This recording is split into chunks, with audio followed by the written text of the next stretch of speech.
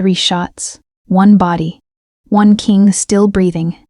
Alessandro Romano lowered the gun and watched the traitor hit the Persian rug like a sack of wet cement.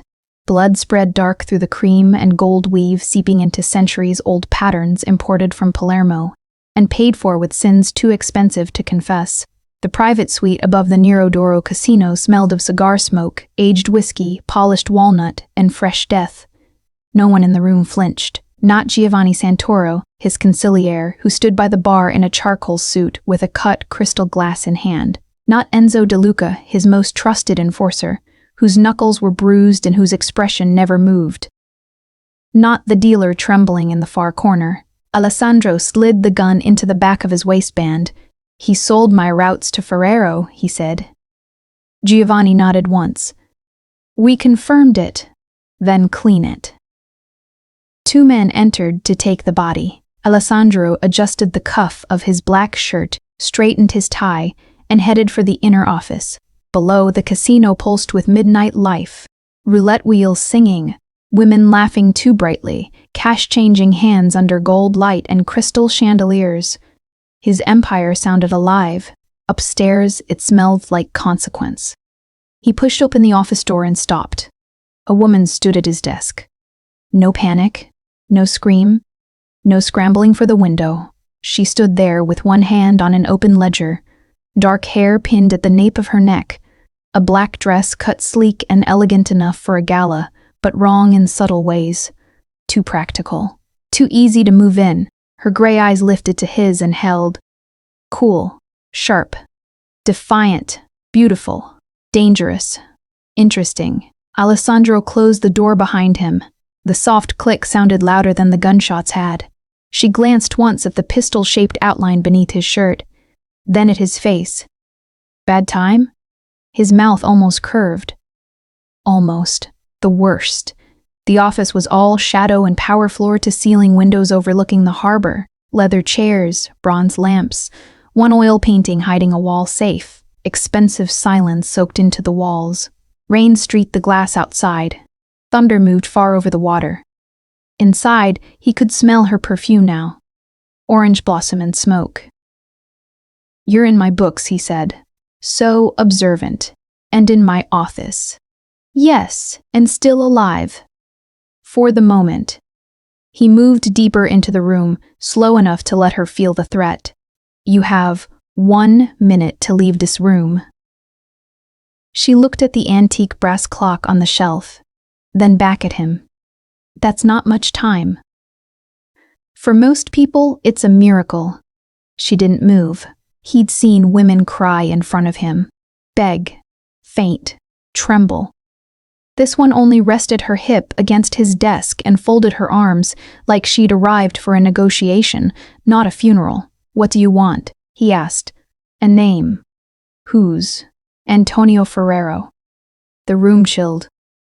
Alessandro's gaze sharpened. "You break into my suite and ask about my enemy. That's either bravery or stupidity. Maybe I ran out of patience. Maybe you ran out of life." Still, she didn't move. 30 seconds passed.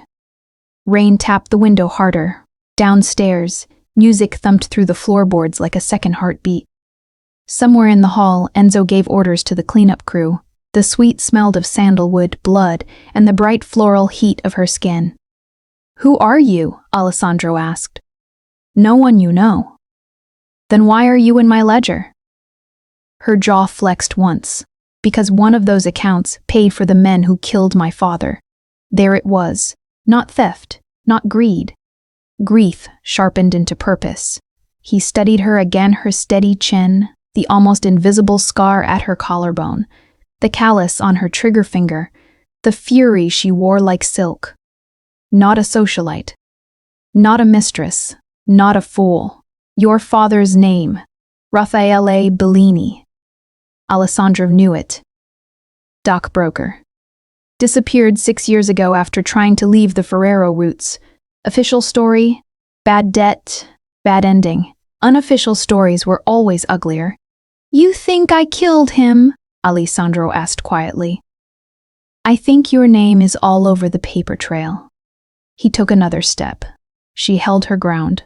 The air tightened with a heat that had no business existing between two people discussing murder. "You should leave," he said. "You already said that. I mean it this time. Then make me—" The words hit like a match to gasoline. Before he could answer, the window behind her exploded. Glass blasted inward. Alessandro lunged over the desk, hit her around the waist, and drove both of them to the floor as a bullet tore through the chair where she'd been standing. She hit the rug hard beneath him, breath rushing out in a sharp sound he felt more than heard. Another shot cracked. Giovanni shouted from the outer room. Enzo roared orders. The casino below erupted into screams. The scent of shattered glass, gunpowder, rain, and her flooded the air. She didn't freeze. Instead, she twisted beneath him, dragged a knife from the slit in her dress and hissed, "Second shooter. Left roofline." Alessandro fired through the broken window without looking. A distant body dropped off the far building. His gaze snapped back to her, knife in hand. Pupils blown. No fear. Only fire. Madonna. She had no business being this alive in his arms. He hauled her up as Enzo burst into the office with a rifle. "Boss, seal the exits," Alessandro said. "No one leaves the casino." The woman tried to pull free. He caught her wrist. "Let go." "No, I'm not your prisoner." His eyes dropped to her mouth for one dangerous beat, then returned to her face. "Not yet, Bella." Outside, sirens began to rise over the harbor. Inside, his men swarmed the floor. Whoever had sent the snipers had known she would be in his office. Or wanted them together in that room. Alessandro drew her closer, half shield, half claim, and murmured against her ear, low enough that only she could hear it. "You're not going anywhere." Before Alessandro Romano, Aria Bellini's mornings smelled like turpentine, coffee, and dust. Her apartment sat above a narrow bookstore on a sloping side street in Little Palermo, where old women watered geraniums from cracked blue pots and delivery boys shouted at each other over the rumble of scooters. The walls were thin, the kitchen tiny, the bathtub claw-footed and stubborn, but it was hers. Paintings leaned against every wall, restoration work from the museum, copied canvases, frames waiting to be repaired. Her real tools were hidden under that ordinary life. Lock picks tucked into a brush roll, burner phones in flour tins, a pistol wrapped in oilcloth beneath the floorboard under her bed. By day she restored damaged art for the Sant'Elena Museum. By night she became someone else.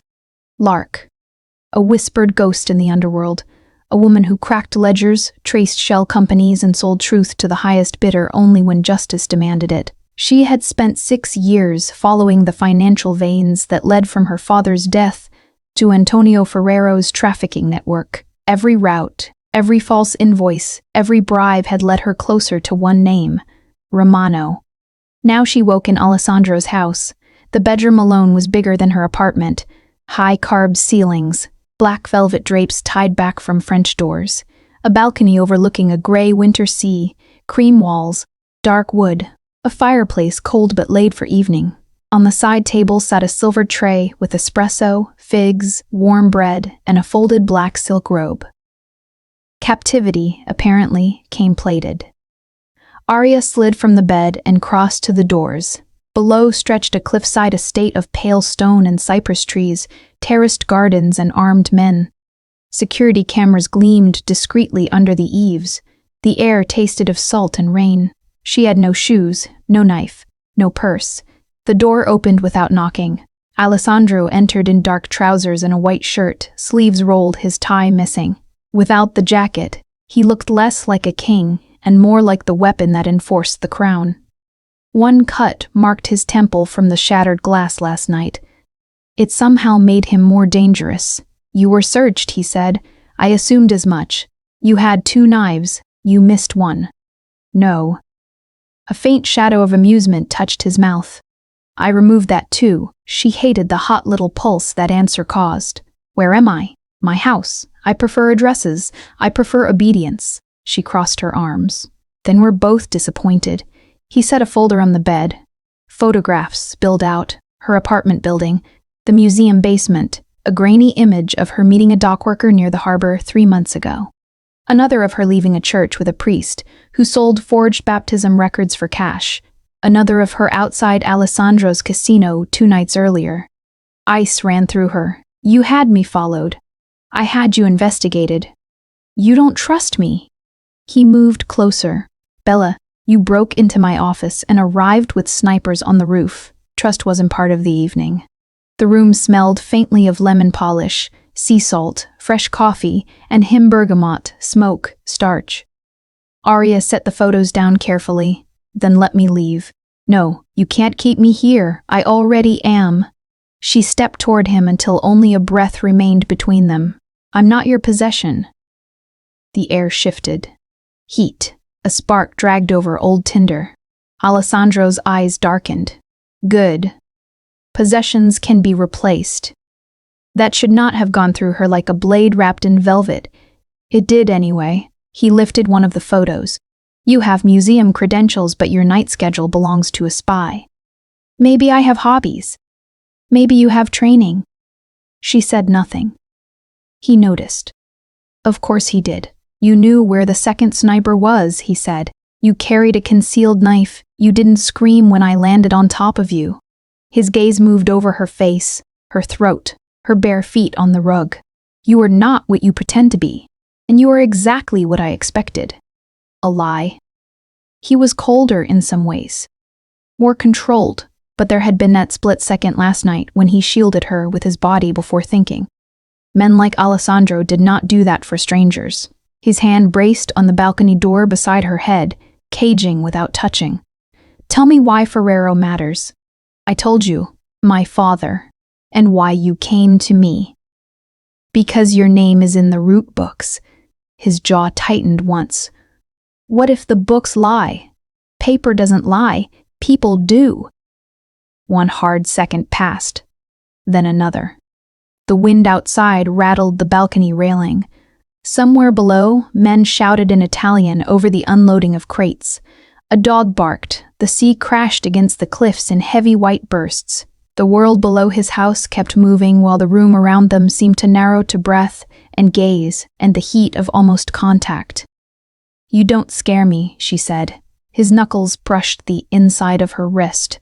A tiny touch, a catastrophic one. Lie better, cara mia. Arya shoved him. He barely rocked, but he let his hand fall. Maybe because he understood she needed the illusion of distance. A rapid knock struck the door. Enzo stepped in, broad-shouldered, bruised, and carrying tension like another gun. Boss, Giovanni's downstairs. There's a message. Alessandro never looked away from her. From who? Ferrero men. Enzo's face hardened. One of them was found at the lower gate. Throat cut. Note in his jacket. That got Alessandro's full attention. What note? Enzo swallowed once. It says, return the girl or we burn your harbor. Arya went cold. Alessandro's gaze returned to her slowly. No surprise now, only certainty. Now you understand, he said, voice quiet as a locked door. You're not staying here because I enjoy difficult women. Could have fooled me. His mouth almost curved again, but the threat beneath it never softened. You're staying because someone wants you badly enough to start a war. He stepped closer, close enough for his breath to warm her cheek. And until I know why, I own the danger around you. He turned for the door. Arya's anger spiked after him. And if I refuse to stay? He glanced back over his shoulder, eyes dark as storm water. Then I'll carry you downstairs myself, lock every gate on this cliff, post men at every road, and remind you exactly whose roof is keeping you alive. His gaze dropped once, deliberately, to her mouth. I own you now. From the western terrace, Alessandro's empire looked like a jeweled blade laid against the sea. The harbor glittered under pale afternoon light. Cargo cranes stood over the docks like steel crosses. Beyond them rose church domes, warehouse roofs, brick apartment blocks, and the broad avenue of Romano-owned nightclubs running like a lit vein through the city. Diesel smoke drifted over the waterfront. Bells rang from somewhere inland. Salt wind moved through cypress branches with a dry whisper that almost sounded like prayer. Arya stood beside the stone balustrade holding the pistol Alessandro had handed her an hour earlier, refusing to admit how natural its weight felt in her palm. Pier 7, he said, nodding toward the far waterline. Romano shipping. North Market, the gambling rooms, the Union Docks, the waterfront restaurants. Mine. Modest? I left out the judges. She glanced at him. There are judges too? There are always judges. He stood in a black coat today, hands in his pockets, looking like the kind of man whose enemies got buried under expensive flowers. Enzo shadowed them from a distance. Giovanni remained in the study below with a stack of ledgers and a migraine, trying to untangle what Ferrero was moving where. The entire estate hummed with alert tension. Arya could feel it in the crunch of gravel below, the clipped radio chatter, the way servants moved faster and spoke less. Ferrero controls the South Vice routes, Alessandro said. Drugs, flesh, blackmail, ports he doesn't legally own but bleeds anyway. He and I have kept the peace because war costs money. And now? His expression flattened. Now he wants something of mine. She looked at the pistol in her hand. Or someone. The words lingered between them. He had shown her more in 6 hours than wise men showed in 6 months. That meant one of two things. He was either very sure of his power or already compromised by her. Both were dangerous. Why my father? She asked finally. Alessandro leaned on the stone railing, staring over the city. Raffaella Bellini audited cargo manifests for 3 families. Honest men in our world are either useful or dead. His jaw tightened. Sometimes both. She turned toward him fully. You knew him. I knew his name. Did you order his death? His eyes met hers, direct and hard. No. She wanted to believe that. She hated that she wanted it. I have one more question, he said. I doubt that. The name Lark. Does it mean anything to you? Her pulse slammed once. Damn Giovanni. Damn intelligence networks. Damn her own reputation. She kept her face still. Should it? Alessandro stepped toward her, slow and inexorable. Lark is the ghost who's been cracking Mafia books from Naples to Jersey. Judges disappeared after Lark touched their paper. Men got poorer. Safer routes collapsed. His gaze searched hers, and somehow a museum restorer knew exactly which ledger to open in my office. Arya lifted her chin. Maybe ghosts appreciate art. That won her a real reaction, low, dark, nearly a laugh. Madonna, you enjoy being difficult. You enjoy trying to win. Win what? She looked him dead in the eye. Me. The wind turned colder. Her hair whipped across her cheek. He reached out without thinking and tucked it back. The rough pad of his thumb caught just beneath her ear. Heat shot through her so violently she almost stepped back. He didn't remove his hand at once. Neither did she. Then a gunshot cracked from below. Both moved at once. Enzo shouted from the garden. Men sprinted across the lower terrace. Alessandro shoved Arya behind a stone pillar just as another shot ricocheted off the balustrade, spitting marble chips across the terrace floor. Stay down. You have to stop saying that. He drew his weapon and fired toward the cypress grove. A body dropped. Another shooter rose near the fountain steps. Arya braced Alessandro's pistol on the pillar edge and fired before he could stop her. The man fell backward into the roses. Alessandro looked at her, something savage and thrilled in his face. You've done that before. Yes. Enzo's radio crackled. Boss, perimeter breach at the lower orchard. 3 more. Gunfire stitched across the lawn. The scent of cut grass, cordite, broken stone and damp earth flooded upward. Somewhere below, the house dogs were losing their minds. The estate had become a battlefield in seconds. Alessandro caught Arya by the waist and moved her low along the wall toward the terrace doors. His hand spanned nearly half her side. Warm. Certain. Possessive in a way that made her blood run hot despite the bullets. I said Ferrero wants something of mine, he murmured. You don't own me. No? He hauled her inside just as glass blew out beside them. Then why do men keep dying where you stand? The study doors slammed behind them. Giovanni was already on the radio. Enzo dragged a wounded guard out of the hallway. Alessandro strode to the desk, opened a drawer, and pulled out a weathered file tied with black ribbon. He threw it to her. Inside was a photograph of her father, and the younger Alessandro, maybe 22, standing beside a cargo office with Marco Valentino at his shoulder. Aria's throat tightened. "The route that got your father killed," Alessandro said quietly, "passed through my family. Not by my order, but by my blood." A terrible silence spread. Then Giovanni lifted his head from the radio, face pale. "Boss," he said, "we caught one of the shooters alive." Alessandro didn't blink. "And?" "He says Ferrero isn't leading this alone." Giovanni looked at Aria, then back at Alessandro. "He says someone inside the Romano family told them exactly where she'd be." Outside, sirens rose beyond the gates. Inside, Alessandro's eyes turned glacial. "Someone's watching us," he said, then, after one brutal beat, "And they're coming." They moved her to the cliffside chapel because Alessandro trusted stone more than walls. The chapel sat apart from the main villa beyond a line of olive trees bent by years of sea wind. It was small, old, and built for sins that needed privacy. Candles glowed against weathered frescoes.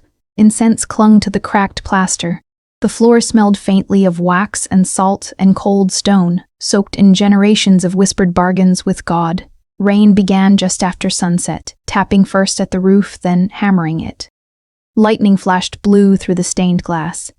Outside, Enzo set guards in the orchard and along the east path. Giovanni stayed in the villa working through the family books. Alessandro stood near the altar with a pistol at his back and fury under his skin. Aria paced the narrow aisle. "Your answer to everything is a locked room. My answer to tonight is one door, thick walls, and clear sightlines." "How romantic." He looked at her. "You should stop making jokes when men are trying to kill you. You should stop ordering me around like a soldier. I'd settle for you acting like a woman with survival instincts." She stopped in front of him. Candlelight caught in her hair and turned the storm gray of her eyes to silver. "I survived 6 years without you." "Yes." His voice lowered. "And now you're in my world." That sounded too close to a confession. She looked away first. On the old chapel piano sat a framed photograph face down. Something about the deliberate way it had been turned made her ask, "Who?" Alessandro followed her gaze. A shadow crossed his face. He walked to the piano, lifted the frame, and looked at it for a second before answering. "My mother." Aria waited. He set the photograph where she could see it. A beautiful dark-haired woman seated at the same piano, smiling at someone outside the frame. "She loved this chapel," he said. "She said the sea sounded like heaven if you listened at night. What happened to her?" The question hung. She nearly took it back. Alessandro didn't let her. "My father believed tenderness looked weak." His fingers rested on the piano keys without pressing them. One night she begged him not to expand into trafficking routes. She said some money poisoned the house that kept it. His jaw hardened. She said it in front of captains and cousins. He beat her for the disrespect. She walked here, bleeding, and kept playing anyway. Aria's chest tightened. "He followed her," Alessandro said. "By the time I got here, the piano was broken and so was she." The storm outside hit harder, as if the sea itself objected. "I'm sorry," Aria whispered. His laugh was quiet and brutal. "No one says that to men like me. Maybe no one should have let boys like you grow into men like this." His eyes lifted to hers, shocked by the truth, and maybe the kindness buried under it. Then the chapel lights died. Darkness swallowed them whole. The first gunshot blew out the side window. Glass sprayed. Alessandro crossed the space in an instant, hit Aria around the waist, and dragged her behind the front pew as bullets tore through the wall where she'd been standing. Rain lashed in through the broken window, cold and sharp. Wind slammed the chapel door.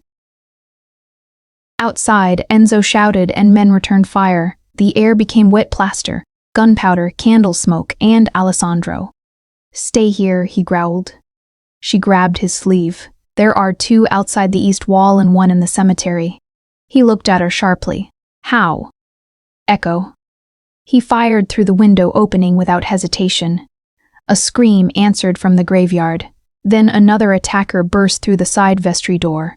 Arya snatched the brass candlestick from beside the altar and swung with both hands. Metal cracked against the man's wrist. His gun clattered across stone. Alessandro finished him with one brutal shot to the chest. The chapel rang with silence afterward. Only rain. Only breathing. Only the terrible awareness of his body crouched between hers and death.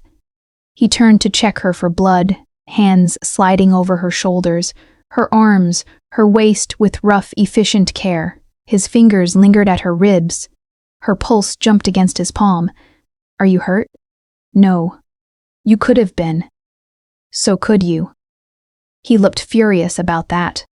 Furiously relieved. Furiously something else too. "Arya." "What? You keep stepping into my line of fire.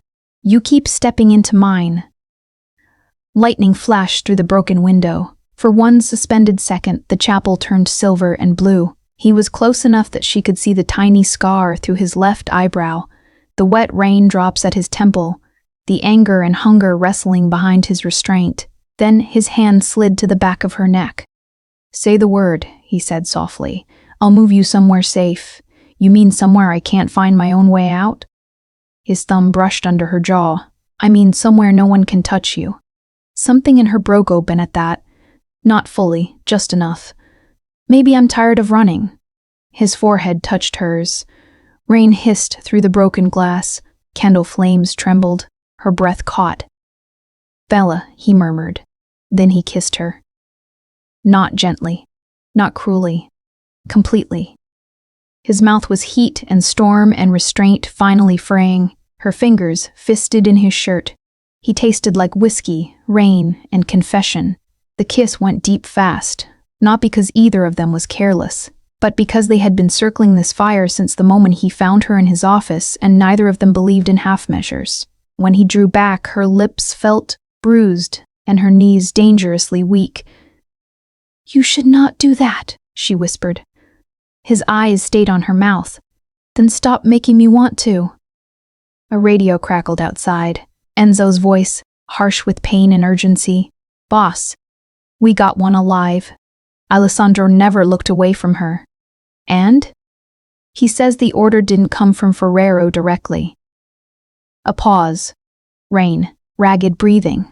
"It came from Marco Valentino. Your own blood." The betrayal landed hard. Alessandro's face went absolutely still. "My cousin," he said. Arya felt cold spread through her veins. Marco had been in the old photo with her father. Marco had stood beside young Alessandro near the cargo office. Why would he? Alessandro looked at her. And the tenderness from moments before turned into something darker, more final, more dangerous than rage, because he knows exactly who you are to this war. He took her face in both hands, thumb brushing once over her swollen, kiss-bruised mouth. "And if Marco touched this, then Ferrero isn't just hunting you." He kissed her forehead once, unexpectedly gentle. Then he said the words that made her heart stumble in her chest. "I'll burn the world for you." The Romano family arrived before dawn in a procession of black cars and old grudges. Capos, cousins, widowed aunts, soldiers in dark wool coats, men who smelled of cigar smoke and rain and the old arrogance of power inherited instead of earned. The villa filled with the low murmur of Italian voices and the clink of espresso cups against saucers. Outside, the storm had passed, leaving the morning bright and cruelly beautiful. Sea wind pushed the smell of wet cypress and salt through the open arches. Inside, every room tasted of tension. Arya stood at the upstairs gallery and watched Alessandro descend the staircase like a king going to war. Black suit, black tie, white shirt, gun hidden, knife, visible only if you knew where to look. Giovanni at his shoulder with a folder full of sins. Enzo on the other side with a bruised jaw and a fresh bandage under his collar. Sienna Romano stood near the bottom step in cream silk and diamonds, poised and lethal. Alessandro's younger sister wrapped in elegance sharp enough to cut. No sign of Marco Valentino. That absence said everything. A half hour later, Alessandro brought Arya into the small inner chapel off the west wing, away from the family noise. The room held candles, old icons, and a stone altar stained by time. It smelled of wax, rosemary from a prayer bundle hanging to dry, and the metallic whisper of fear. On the altar sat a silver bowl and a thin ceremonial knife. Arya looked from one to the other. That doesn't look promising? It isn't meant to comfort, Alessandra said. It's meant to bind. He told her the rest. Years ago, his father and two allied families created hidden routes through Romano shipping shells, official cargo on paper. Flesh beneath it, Marco managed one branch under the excuse of special handling. Alessandro, still young and hungry to prove himself, signed batches of authorizations without seeing what lay beneath them. Raffaele Bellini found out, tried to expose the route. Ferrero and Marco solved the problem by making his death look like a dock dispute. Arya stood there with grief rising sharp as acid in her throat. You're telling me your signature helped kill my father? His face did not flinch from the blow. Yes, the honesty hurt worse than a lie. I didn't know what I was signing, he said quietly, but my name opened the door. That blood is on me. She turned away because if she looked at him then, she might either slap him or kiss him, and she no longer trusted herself to know which would be worse. The chapel door opened. Sienna entered without knocking, her expression grim. The family wants Marco declared dead in absentia. The older captains think scandal is worse than treason. Alessandro's laugh was all frost. Then the older captains can join him. Sienna's gaze went to Arya. Not hostile. Appraising. So you're the woman half the house would die for already. I haven't asked them. No, Sienna said dryly. That seems to be my brother's favorite hobby. Arya would have smiled if her chest didn't feel flayed open. Sienna stepped to the altar and took the knife. If Marco sold family blood for profit, then this goes beyond business. She sliced her palm and let blood fall into the silver bowl. Romano oath law. Truth under blood. She handed the knife to Alessandro. He cut his palm too, then held the blade out to Arya.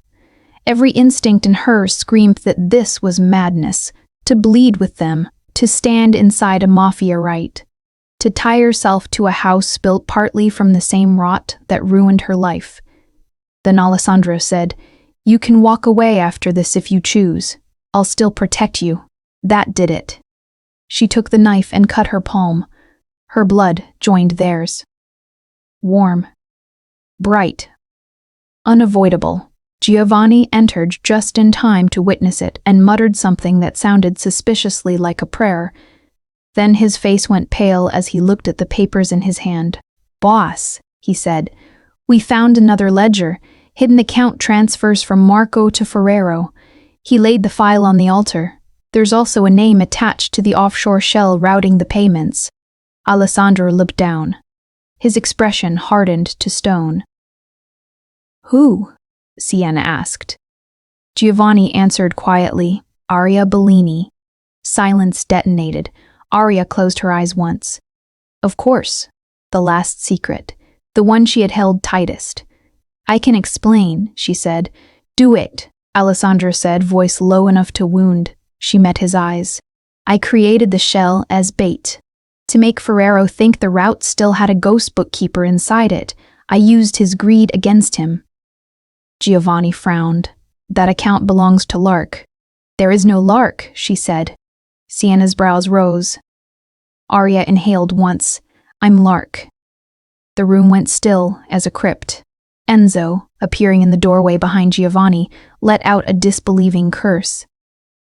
Alessandro simply watched her, his gaze unreadable now. Not anger. Not admiration. Something more dangerous because it held both. "You," he said at last, "are the financial phantom 3 families have been hunting for 5 years. Yes, and you walked into my office anyway." "Yes." One corner of his mouth moved. Madonna. A gunshot cracked from the corridor. The chapel door burst open and a Romano guard stumbled in bleeding from the throat.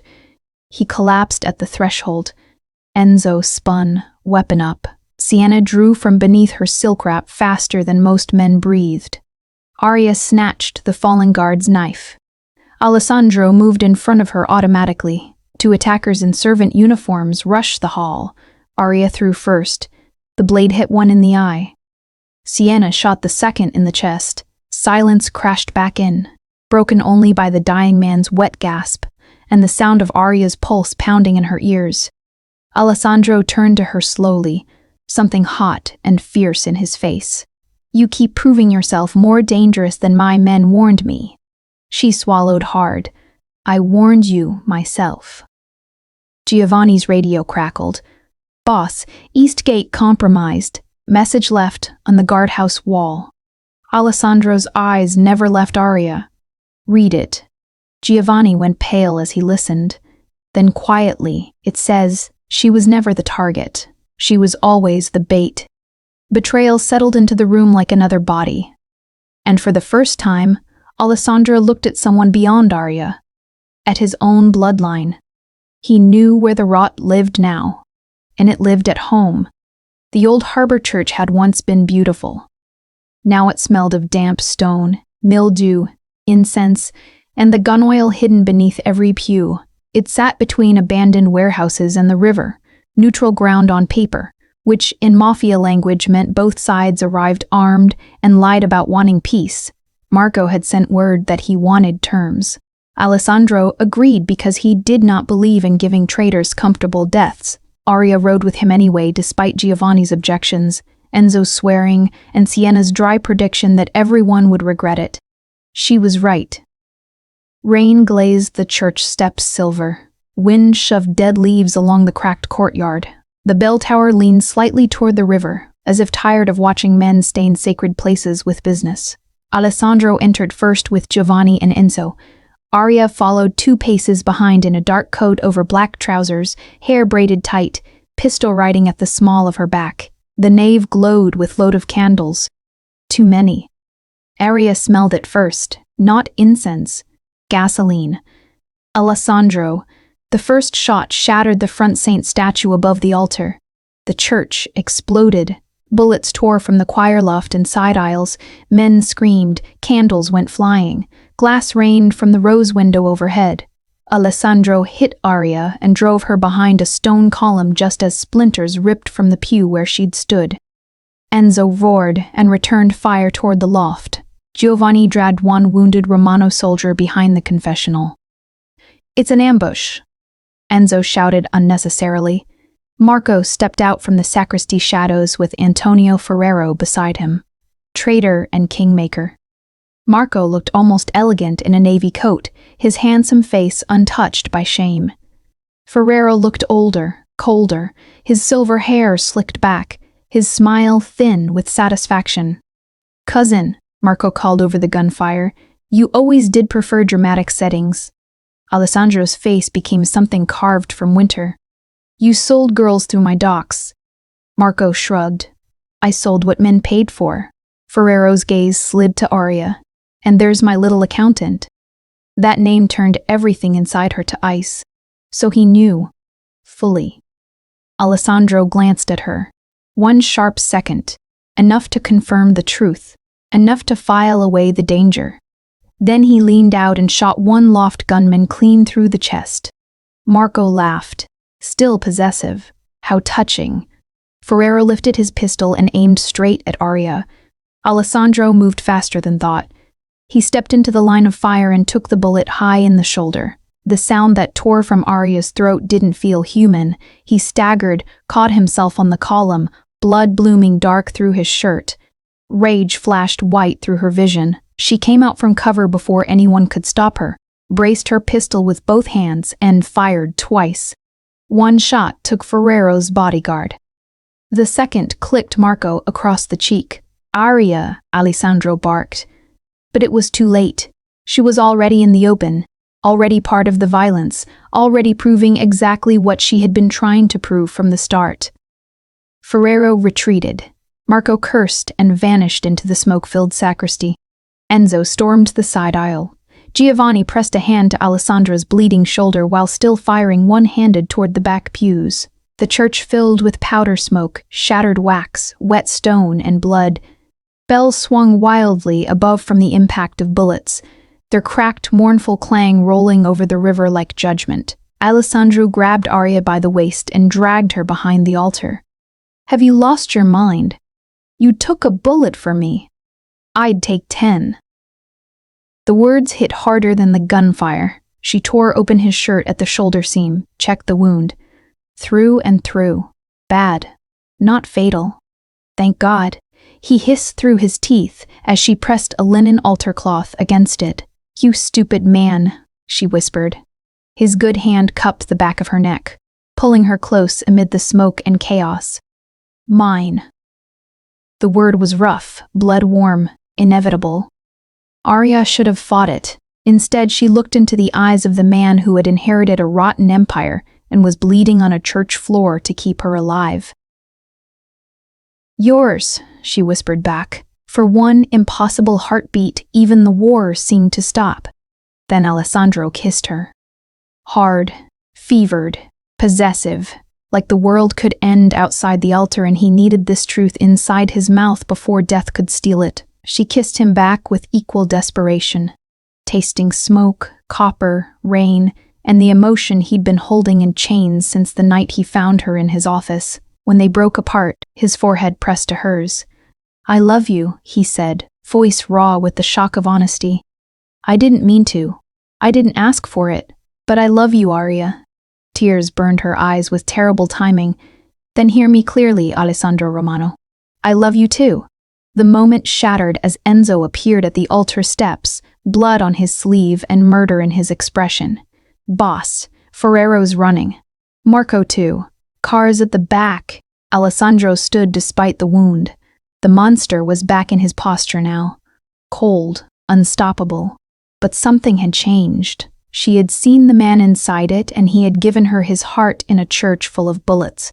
Later, after Ferrero escaped through the crypt tunnels and the Romanos retreated to the dockside safehouse above Pier 4, rain hammered the corrugated roof while the city began to burn. Arya bound Alessandro's shoulder in a narrow upstairs room lit by one hanging bulb and the glow of harbor lights through dirty windows. He watched her in silence, face stripped bare by pain and love and the war rising around them. When she finished, he caught her wrist. "Stay." She did. Their first time together was not reckless, not crude. It was intense in the way only desperate truth can be, slow enough to feel every scar, tender enough to make both of them shake. He touched her like he was learning reverence. She touched him like she finally understood that even monsters had fractures. Outside, ships groaned in the harbor and sirens wailed across the city. Inside, they chose each other with all the ruin that meant. Then Giovanni came up the stairs without knocking because peace never lasted. His face told them before his voice did. "What happened?" Alessandro asked. Giovanni swallowed. "Ferrero hit the East Docks, 2 bookmakers, and Judge Bellori's convoy. Half the city's lighting up." Alessandro closed his eyes once. Arya felt the war arrive like weather. Then Giovanni said the words that ended whatever was left of peace. "War is coming." War began before sunrise. Not with drums, not with speeches, with fire. By dawn, smoke curled above the East Docks. One Romano gambling room had been bombed. 2 union foremen were missing. A judge on Alessandro's payroll had been found dead in his car with his teeth broken and his fingers removed. A message more vulgar than strategic. The city woke beneath sirens and rumor, while the Romano Empire answered with steel. The customs warehouse on Pier 9 became Alessandro's command post. Maps covered the tables. Radios crackled without pause. Men carried crates of ammunition past sacks of imported coffee and boxes labeled olive oil that held rifles instead. The air smelled of salt water, rust, sweat, stale espresso, wet wool, and the bitter electrical heat of old industrial lights burning too long overhead. Arya stood at Alessandro's right in black jeans, boots, and a borrowed leather jacket with his holster rig hidden beneath it. No one questioned her place anymore. Not after the church. Not after the blood oath. Not after the way Alessandro looked at her like she was both weakness and weapon. Giovanni worked the phones. Enzo coordinated the waterfront crews. Sienna, cool and terrifying, ran safe house placements for women and children tied to the family. Alessandro gave orders in clipped bursts, his wounded shoulder strapped tight under his shirt. South Market stays neutral or I burn it myself. Pull the north route off the books and move through the old cannery. If Ferrero touches the chapel on Via Santo, his men get crucified at the harbor. No one argued. No one moved slowly. Arya studied the dock map spread beneath her hands. He's hitting symbols, not profit centers. Alessandro glanced at her. Meaning? Meaning he wants you angry. Reactive, off balance. She tapped 3 locations with an ink-stained nail. These are emotional targets. Judges, old docks, the church. He's not just waging war. He's telling you he can reach what you value. Alessandro's expression changed by a fraction. In his world, fractions mattered. Then we take what he values first, he said. At noon, they received the first body, not one of their soldiers. Luca Santoro. Giovanni's younger brother. He was dumped at the north gate wrapped in a blue tarp, hands bound, throat cut clean, a Ferrero coin placed under his tongue. Giovanni didn't scream. He simply looked at his brother's face once, knelt in the blood-spotted gravel, and went very still. The sea wind whipped his coat. Salt and iron filled the air. Arya's chest cracked for him. Alessandro crouched beside his consigliere and rested a hand on the back of his neck. No speeches, no pity, just contact. Giovanni swallowed once and stood. When he looked up, grief had calcified into something colder. Tell me where to bury them. Alessandro's answer came like a sentence passed in a black room. Everywhere. By evening, Romano retaliation rolled through the city. 2 Ferrero stash houses went up in flames. 1 Southside club lost its doors and 3 captains. The old smuggling lane under the fish market flooded mysteriously with gasoline and regret. Alessandro moved through it all with terrifying calm. A king in war form, speaking softly and killing efficiently. Arya saw the monster fully then, saw him interrogate a captured Ferrero courier with an almost gentle voice before breaking the man's wrist for the truth, saw him stand over a body in the dock rain and give the order for 3 more deaths without raising his tone, saw men twice his age bow their heads and obey because Alessandro Romano was not merely feared, he was followed. That should have repelled her. Instead, it deepened the ache in her chest because she alone had seen the chapel. The grief. The man who carried his mother's death, and now Giovanni's pain, and still kept moving, so no one else fell. At dusk, he found her alone on the upper catwalk above the warehouse floor. Below them, workers shouted over engines and radios. Diesel smoke drifted up through iron beams. Sunset turned the harbor blood gold. The whole place smelled of ropes, river mud, metal, coffee, and exhaustion. "You should eat," she said. "You too." She handed him a heel of bread wrapped in paper. "That counts." He took it, but instead of biting, he caught her hand. His thumb brushed the inside of her wrist where the blood-oath scar still marked her. "You're pale. You're bleeding through your bandage." He stepped closer. Wind lifted the hair at her temples. "If this gets worse, it will. If it gets worse, you leave with Sienna." "No." His jaw tightened. "Arya, I'm not abandoning you. That isn't your choice. It became my choice when you said mine in a church and meant it." The words hit him hard. She saw it. Then he bent and kissed her, slow this time, almost exhausted. Forehead to forehead afterward, their breaths mingled in the cold harbor air, while below them men prepared for more death. A horn blared at the gate.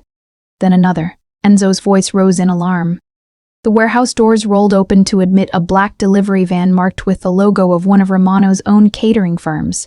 Too late, Arya saw the discrepancy. Wrong font. Wrong crest. "Bomb!" she screamed. The van exploded. Fire punched through the loading bay in a roar of heat and twisted steel. Glass shattered. Men hit the ground. Smoke swallowed half the warehouse.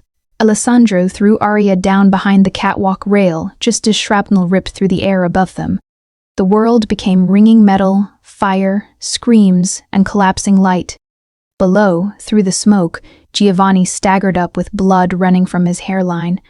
Then a second team appeared out of the black side passage. Ferrero men. They weren't aiming at Alessandro. They were aiming at Arya. Alessandro saw it and whirred her name. Too late. A chloroform cloth slammed over her mouth from behind. Arms locked around her. She fought, bit, kicked, drove her heel back hard enough to hear a grunt, but there were too many of them. Smoke choked her lungs. Fire painted everything orange. Through the blur, she saw Alessandro tearing across the broken floor with murder in his eyes, while Ferrero men dragged her toward the side door. Their eyes met once. Then darkness crashed down, and Arya Bellini was taken. She woke to salt, rust, and pain. The room was underground or near enough. Concrete walls sweating moisture, one exposed bulb swinging overhead. The air smelled of brine, mildew, rope fibers, old oil, and a faint copper ghost of blood scrubbed badly from the floor. Her wrists were bound to the arms of a metal chair. Ankles lashed, mouth dry, lips split. One side of her face throbbed where someone had struck her.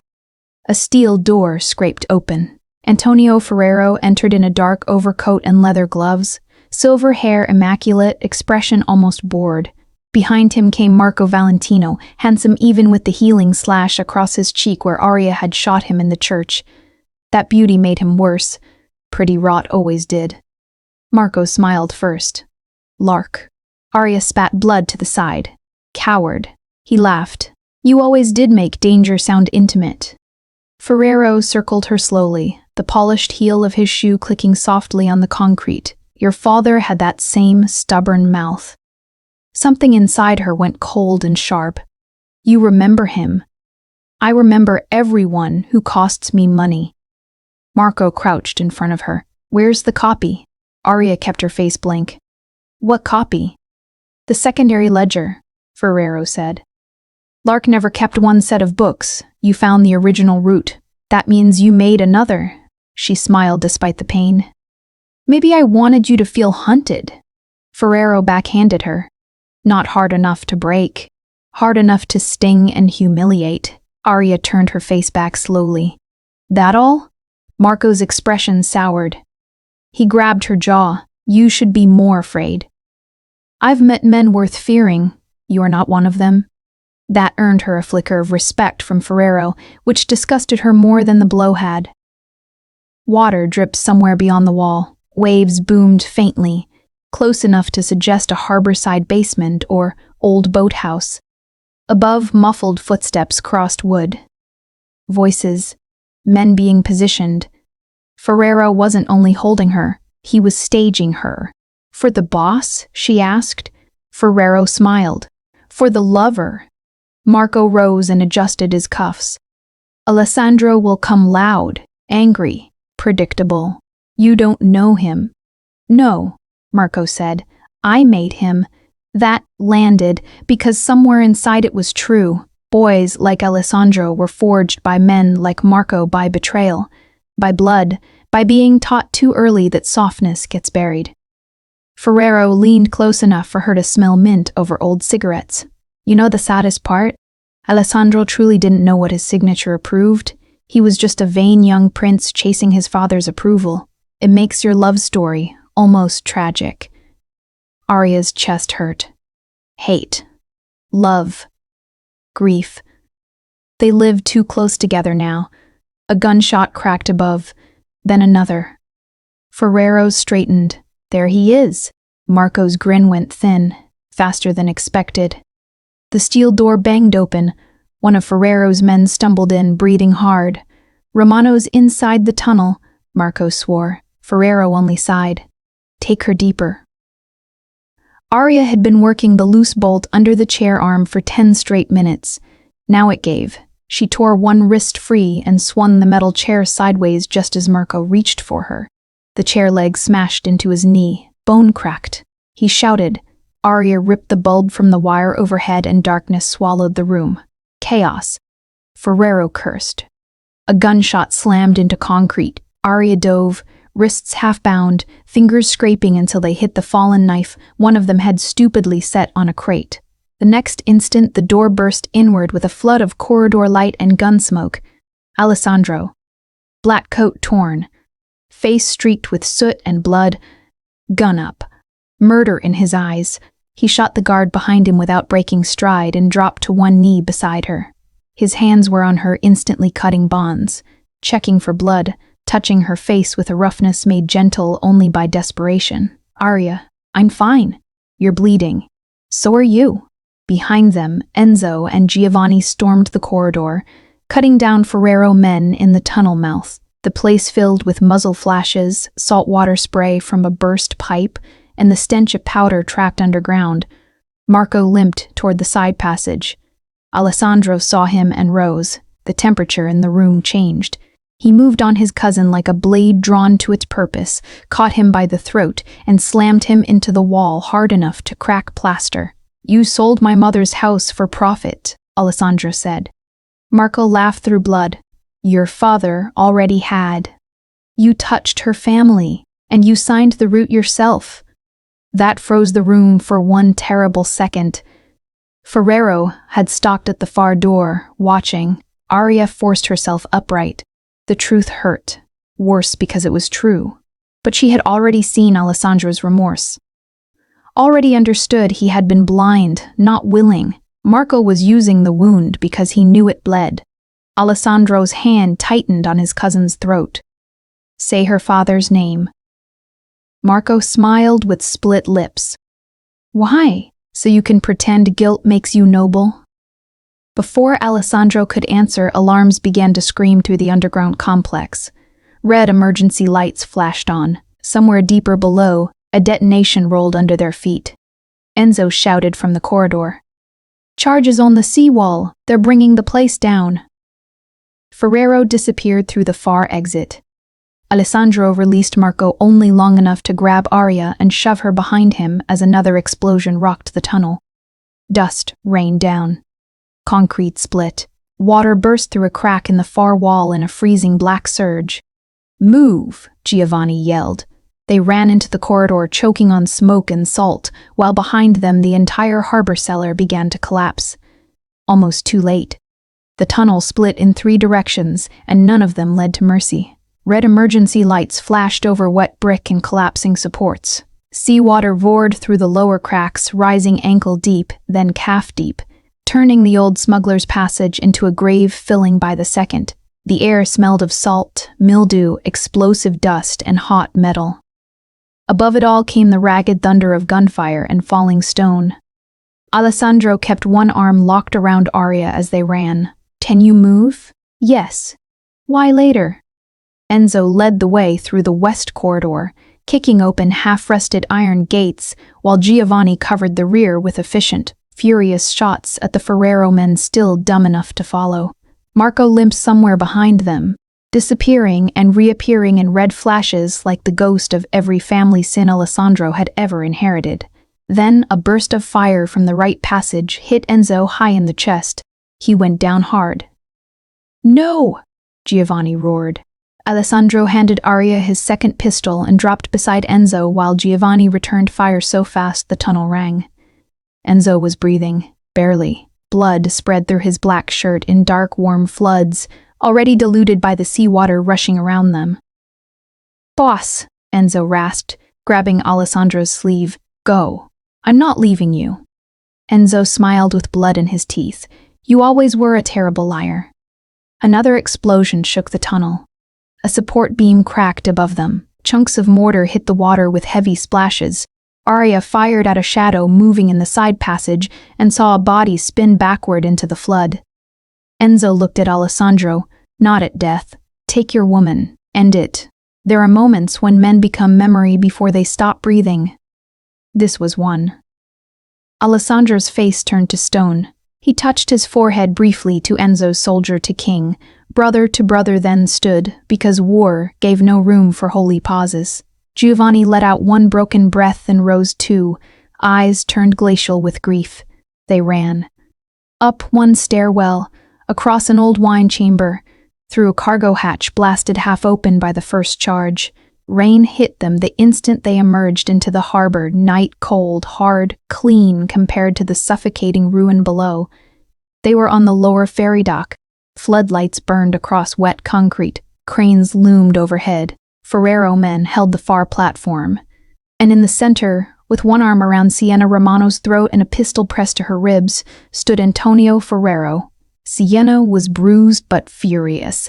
Black silk coat soaked through, mouth split and smiling like a true Romano. "Alessandro," she called. "He talks too much." Ferrero tightened his grip. Still mouthy. Family resemblance. Alessandro stepped into the open without hesitation. Rain plastered his dark hair to his forehead. Blood from Enzo's death still stained his hands. "Let her go." Ferrero laughed softly. So commanding for a man losing everything. Arya crouched behind a rusted bollard beside Giovanni. From here she could see the whole geometry of the trap. 2 shooters on the catwalk, one near the crane switch, one driver at the van, Marco somewhere unseen. Too many. But not impossible. Sienna stomped Ferrero's foot with her heel. He cursed. Alessandro moved an inch. Catwalk sniper adjusted. Arya saw it. She fired first. The sniper toppled. Everything exploded. Gunfire tore across the dock in silver rain. Giovanni rose and cut down the switchman. Alessandro charged straight through the metal like death in a tailored coat. Sienna twisted free and drove her elbow back into Ferrero's throat. He staggered. Marco appeared from behind the van and fired at Alessandro. Arya stepped out from cover and shot Marco through the shoulder. He spun, hit the dock rail, and stared at her in disbelief. "You." "I warned you," she said. Alessandro hit Ferrero before the older man recovered. The two went down hard in a spray of rainwater and blood. Ferrero slashed with a hidden blade. Alessandro caught his wrist, broke it, and drove him into the metal railing so hard the whole structure screamed. Giovanni took a bullet grazing his thigh but kept moving, limping toward Sienna while returning fire one-handed. She snatched a dropped pistol and shot the driver through the windshield before he could ram the van into Alessandro's flank. Romano blood didn't do helpless. Arya ran toward the fight. "Arya," Alessandro roared. Too late. Marco, half collapsed against the rail, lifted his weapon again. This time he aimed at Alessandro's back. She threw the knife she'd stolen in the tunnel. It buried to the hilt in Marco's throat. His eyes widened. Then he dropped into the harbor black. No one looked down. Ferrero saw it happen. And for the first time, fear cracked his composure. He shoved Alessandro hard, lunged for the fallen gun near the bollard, and almost got there. Almost. Arya kicked it over the edge into the water. Ferrero looked up at her. She smiled with split lip and rain on her lashes. "Looking for something?" He struck her across the face. Before the blow fully landed, Alessandro was on him. This was no longer a fight. It was a sentence. He broke Ferrero's nose with one punch, his ribs with the second, then dragged him to the edge of the dock while rain hammered down and the harbor churned black beneath them. Ferrero coughed blood and tried to laugh. "You think killing me changes what your family built?" "No," Alessandro said. "But it ends what you touched." Arya reached them as Giovanni got Sienna clear. Her face stung, her chest heaved. The whole dock smelled of brine, hot engine oil, rain, blood, and ozone from severed electrical lines snapping overhead. Alessandro turned from Ferrero just long enough to seize Arya's face in both hands. He looked wrecked. Alive only because she was. "Are you hurt?" "I'm here." That was answer enough. He kissed her, rain-soaked, fierce, desperate, the kind of kiss that only happens after fire and nearly losing everything. She tasted blood and storm, and the vow he'd made in the chapel. When he pulled back, his forehead touched hers. "Never leaving you again," he said. Behind them, Ferrero laughed wetly. "There's one more name." Alessandro looked over his shoulder. Ferrero spat blood into the harbor. "I was never the first buyer. I was the broker. The books began with someone older. Someone your father obeyed, someone protected by the church." Sienna went still. Giovanni cursed quietly. Alessandro's eyes turned lethal. Who? Ferrero smiled red. Cardinal Vascari. Midnight Chapel. Under St. Michael's crypt. The harbor seemed to pause around them, another layer of rot, another ghost above the grave.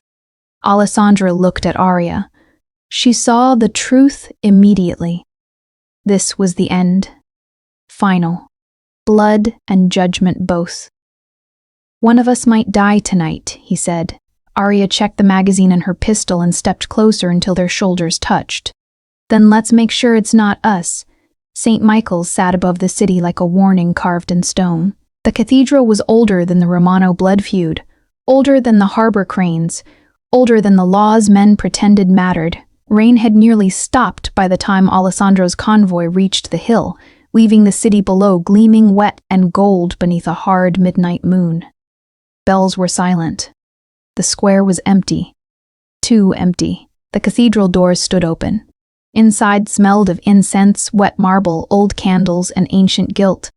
Alessandro entered first. Arya at his side. Giovanni behind them, limping but upright. Sienna with a pistol hidden in her prayer book because even God respected preparation. The nave stretched dark and vaulted above them, saints staring down from stained glass with faces too serene for the sins buried beneath their feet. The crypt stairs waited beyond the altar. Stay beside me, Alessandra murmured. I'm tired of that line. And yet you keep obeying it. They descended into cold. The crypt was a maze of burial alcoves, chapel niches, damp stone corridors, and candlelit chambers where dead bishops slept above rotten secrets. Water dripped somewhere in the dark. The air held old dust, mold, beeswax, and the faint medicinal scent of linen wrappings from the cathedral morgue. At the far end, beneath an arch carved with Latin warnings about judgment, Cardinal Vascari waited in black robes edged with red. Old, thin, elegant, monstrous. Beside him on a stone table lay 3 bound ledgers and a silver revolver. You took your time, the cardinal said mildly. Alessandro's voice came out like drawn steel. You trafficked girls through churches. I sanctified silence. The old man folded his hands. There's a difference. Arya wanted to shoot him on principle alone. My father obeyed you, Alessandro said. He obeyed prophet. As did Ferrero. As did Marco. As did all men who confuse power with hunger. Sienna's disgust sharpened the air, and priests wonder why pews are empty. Vascari looked at Arya. You're Raphael Bellini's daughter. He should have stayed grateful. That one snapped something in her. She raised her gun. Say his name again. Alessandro's hand touched her wrist lightly.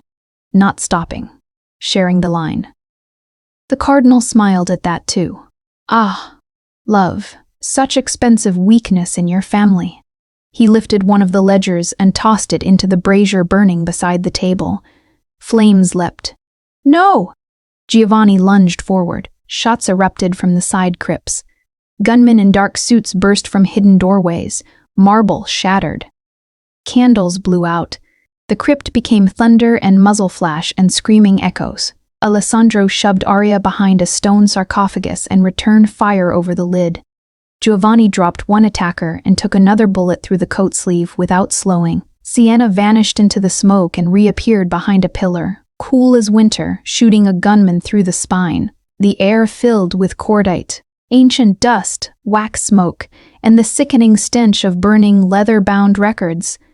Get the books, Arya shouted. Alessandro fired twice, dropped a shooter near the arch, then ran low toward the burning table.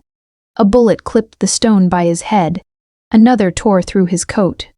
Arya stepped out from cover, shot the sniper on the left gallery, and then the man aiming at Alessandro's back. Cardinal Vascari retreated through the mortuary door. Coward, the last gunman hit the floor. Giovanni kicked the brazier over before the remaining ledgers fully caught. Sparks sprayed. Smoke thickened. Sienna stamped at the nearest burning corner with her boot and laughed once, humorless. I hate men in robes. Alessandro grabbed the half-scorched ledgers and looked at Arya. With me. They chased Vascari through the mortuary passage lined with stone slabs and drawers of the dead. The room smelled of antiseptic, old cold marble, lilies left too long on a side altar, and the faint metallic sting of blood already drying on Alessandro's hands. The cardinal had reached the final burial chamber, a circular room open to the roots beneath the hill, where old earth pushed through broken stone. He held the silver revolver now. "Enough," he snapped. "You kill me, and every judge I own turns on the Romanows by dawn." Alessandro stopped 10 feet away. "Then dawn will be busy." The cardinal fired. Arya moved first. She slammed Alessandro sideways just as the shot cracked past his shoulder and buried in the wall. They hit the floor together. Alessandro rolled, came up on one knee and fired once. Viscari's wrist exploded red. The revolver flew. He staggered back against an open burial pit dug for renovation. Still, Arya wanted more than a gunshot death. She stood, breathing hard, face streaked with smoke and rain and fury. "My father begged for help, didn't he?" The cardinal's bloodless mouth twitched. "He begged badly." That was enough. Arya shot him in the chest. Alessandro shot him a heartbeat later. The old cardinal lurched backward and dropped into the open pit, red blooming over his black robes as he disappeared into the darkness below. Silence fell. Only breathing. Only wax smoke. Only the distant city alive above them. Alessandro turned to Arya slowly, in the hard crypt light. With blood on his knuckles and ledgers under one arm, he looked every inch the king he was. And utterly altered by the woman standing before him, he crossed the space between them and drew her into him. Not to cage, to hold. "It's over," he said against her hair. Voice roughened by grief, relief, and something almost like awe. Behind them, Giovanni appeared in the doorway with Sienna at his side, both bruised, both alive. The surviving ledgers were theirs. The old rot had a face now, proof, names, roots, a whole graveyard of power waiting to be buried properly. Arya lifted her head and touched Alessandra's cheek with soot-stained fingers. "It's finally over." Peace did not arrive gently.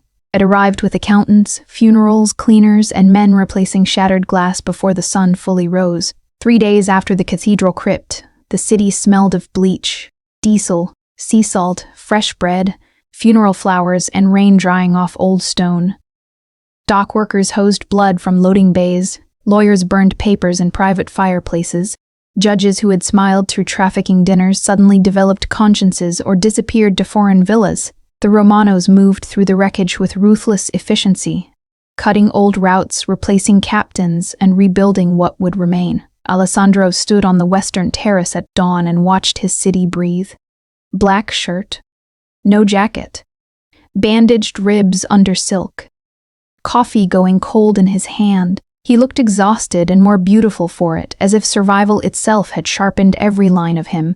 Arya joined him barefoot in one of his robes, hair loose, her own bruises fading yellow at the edges. The sea below crashed white against the cliffs. Gardeners clipped storm-battered roses. Far down the drive, Giovanni argued with a contractor over chapel repairs. Sienna crossed the courtyard in cream trousers and authority, reorganizing half the family before breakfast. "You haven't slept," Arya said. "I slept." "When?" "He."